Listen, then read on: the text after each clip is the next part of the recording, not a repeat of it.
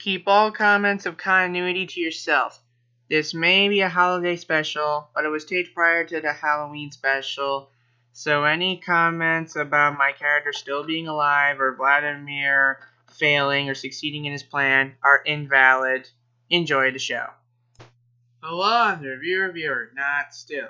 Review, I review you. And seeing as it is the holiday season, I figured I'd give you, the fans of me and the fans of the actual reviewer, what you want.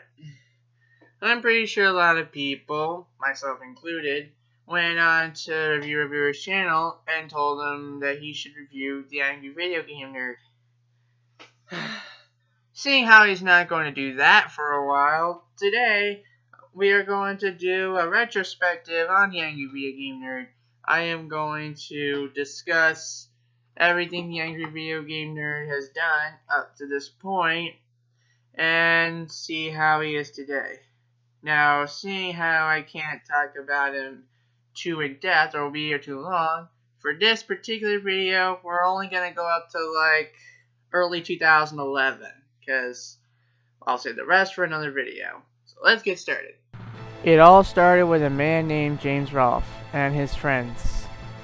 They worked together on a website known as Cinemassacre.com, making various movies, of which almost no one can recognize, except for maybe Beer Man or something, I don't know. Somewhere in the midst of all that, he started to do his own thing. He originally started with a show called Bad NES Games, where he took a look at crappy NES games, hence the title. It was a review of Castlevania 2, Simon's Quest, and he just talked about his bad experience with the game. And then he went on to a big rant of Dr. Jekyll and Mr. Hyde, the video feed for which you are seeing right now. Anyway, after that he started doing more reviews like the first one, under the moniker The Angry Nintendo Nerd, because he reviewed bad NES games. Now, as for his reviews back then, they were unpolished, somewhat unfinished, and they were amateur in quality, but they expressed the opinion of a man who was really frustrated with the game. They gave his honest opinions of the game, he said some facts about the game, he even attempted some humor. In this clip here you could see a shit pickle, one of his original creations from Master Chew and A Drunkard Who. After the 2006, he started on becoming the Angry Video Game Nerd. The reason he became the Angry Video Game Nerd, aside from branching out from Nintendo, is to avoid copyright with Nintendo, because Nintendo is a registered trademark. Anyway, he started this new part right with the Atari 5200 review. He still reviewed NES games, but occasionally he would branch out for games on other systems. He also did some chronologically confused reviews. I can't show them because they have movie clips, but they were a thing. He also had some special effects done, as in the Ghostbusters review, and even unexpected cameos, as seen in the Spider-Man review. He even went on to tackle stuff that just seemed interesting to him, like Nintendo Power and the Atari porn games. He even went out of his way to do some Halloween specials and some Christmas specials, some of which were actually based on the Bible itself. In 2008, he became more accustomed to his role of the Angry Video Game Nerd. He started talking more about games and game-based oddities like NES accessories and the Virtual Boy.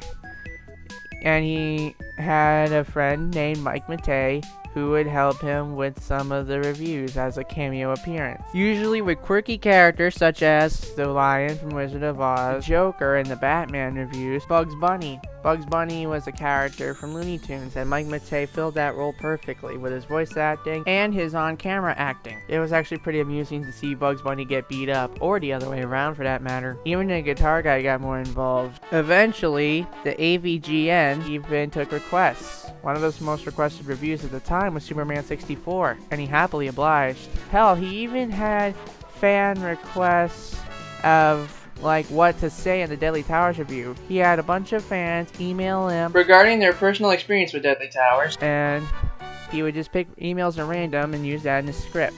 Now that is dedication.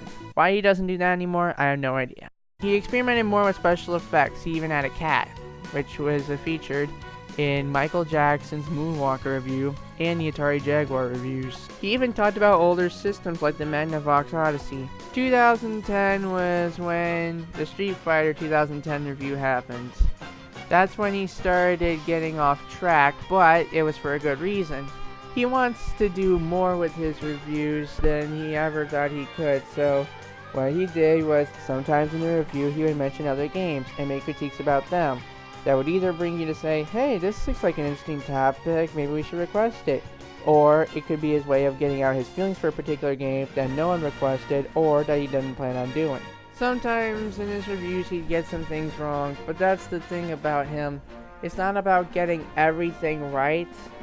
It's about, like, expressing your opinions of a game and saying what you know. And also having a damn good time making the video. Because if you ain't having a good time, ain't no one having a good time. In 2011, he expressed a desire to make an angry video game nerd movie. He spent a lot of time writing it with his friend, getting it funded on Indiegogo, and blah blah blah. It's actually a very interesting tale, but I'll get more into that next episode, if I do make a next episode for this retrospective, because I don't think I need to make another episode. I've said all I need to say.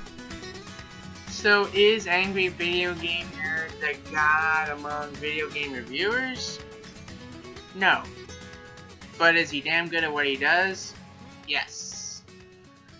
He may curse a lot, so don't show him around the kids, but despite all his anger and his cursing and all his beer and all his special effects, he still reviews the games and he still does a good job.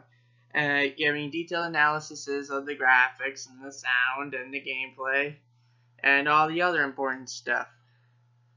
So, thank you for watching this holiday special. I'm sorry it's not very long, but I am recording this in advance because I am getting ready for a Halloween special. Which reminds me, I have to work on a certain something with a certain someone. Until then, I'm the reviewer, not still. You review it, I review you.